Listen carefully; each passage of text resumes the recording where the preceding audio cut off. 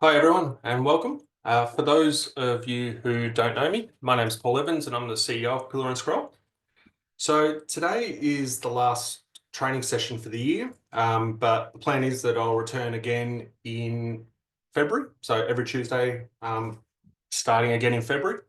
As always, I'll be recording the training part, and then I'm going to hit stop and open it up to Q&A for about another 15 minutes or so. So today's session, we're going to walk through part 2 of how to create your content style guide with AI. On the resources section of our website, you'll see the recording for part 1, and there's a bit of a written summary and some links to all the assets that we walk through in part 1. So if you didn't attend that session or you haven't watched the replay yet, I'd recommend going back and doing so, because today's session we're going to cover like a slightly sort of different focus. But let's get stuck in. So very quick recap, a marketing content style guide. I break up ours into 3 parts. So the first is style, the second is tone, and the third is standards. In part 1, we covered style and tone. So style is really how your content reads, or another way might be to describe it would be like how you structure and organize that content and how you want users to engage with that content. Part 2 is on tone. So how you want to portray your firm and how you want the audience to feel when consuming it. And then part 3, what we're going to cover today, is around standards. And standards, I'd say by far the biggest section. And standards are all about like the hard and fast rules in your content. So to recap, before we get into the standards section, I just wanted to quickly go over, I guess, what the goals are for doing this in the first place. So the current process for, say, publishing an article on, say, your firm's website would be you draft the article. You might have someone in the middle who does the editing and proofreading. So the editing's really about how you adjusting the style and tone, and then the proofreading's like the standards. So use a human editor, you might do it yourself, or someone in your team might do it, and then you go publish it on your website.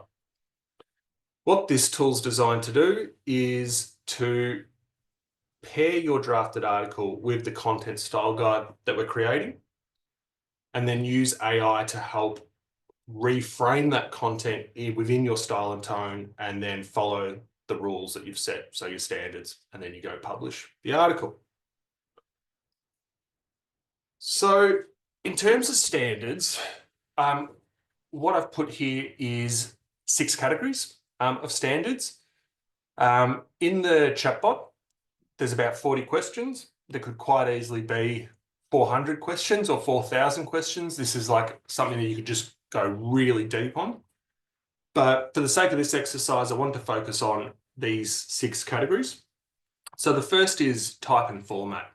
So that's all about how you format your text. So the spacing, font size, alignment, how you format lists, could be your punctuation, and it might be also how you use numbers. So the rules that you use for like writing ages or percentages or money or something like that.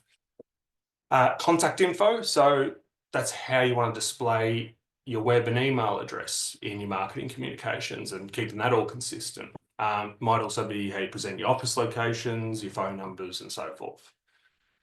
Third, we've got the date and time, which is fairly self-explanatory. Number 4 is the team. So that is the job titles in your firm. So do you use consistent job titles, and how do you present and order these in your marketing materials? So things like on your website or capability statements. We also are going to cover how you handle, say, special titles like practice group heads and so forth. And finally, how you might present, say, your qualifications consistently on all your profiles, or the professional memberships, or, say, a listing of awards. In 5th, we have the firm terminology, or the firm standards, and that's all about setting consistent names for your practice groups and industry groups. and to even go, I guess another point is, do you call them practice groups, or do you call them areas of expertise, or say service areas? And we're also going to, another one of the questions is, what do you want to call like your thought leadership? Is it resources or insights or news? Finally, we're going to look at capitalization of titles, and that's really around like proper nouns, about, what are the words that you want to make your own proper nouns at your firm. So as I said, this could be really long. We've capped it to 40 questions and it still feels really long. So we're not going to run through the whole chat like we did last time, but the exact same process works as we did in part one. So just to recap that very, very quickly, we have this chatbot. This has now been updated for part two, so it includes the standards questions. So it's a very simple click of a button and it will ask you a whole bunch of questions based on a large prompt. And you'll see it go there, and it'll ask you about your location and so forth. So last time when we did it, it was about 20 questions. It's now about 60. So rather than going through this laboriously with you, I thought rather than doing that, what I might do is take you under the hood. Before I do that, I just wanted to reference this guide. So this is a book called Typography for Lawyers. It's a second edition. A lot of the standards are based off this book. So if you're interested and you want to have standards that are really long and really detailed, this book would be a really good place to start. Let's take a look under the hood. So in part one, we covered the process, which was visit that link, then put the output of the ChatGPT script into Claude to create that longer style guide. But today I wanted to actually go through this resource, so this comprehensive prompt. And why I wanted to do that was I wanted to show you like it more quickly, these questions, but also I think by showing you this, it might help you create like new cases for using AI in your firm's marketing. So let's have a quick look through it. This is a pretty long document, 72 pages. It's mostly generated with AI, and it's something you can, I'll send to you, you'll have access to, you can copy and paste from it, change it like in your own version. But I just wanted to sort of show you how this kind of works. So we've got some instructions for the prompt here. And then as you saw, it does this introduction. It says, hi, I'm Pillar, your AI legal marketing consultant, and this is what we're going to do today. You'll then see, so there's the second section. This is one of the largest of the three sections. It's the questionnaire flow. And you'll see here that ChatGPT is going to ask you these questions in the exact order. So you'll see there's a bit of an outline here.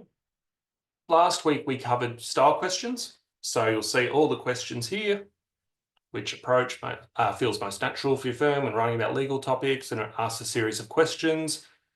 It then goes to tone and those questions. And then now, as for part two, we've added the standards section.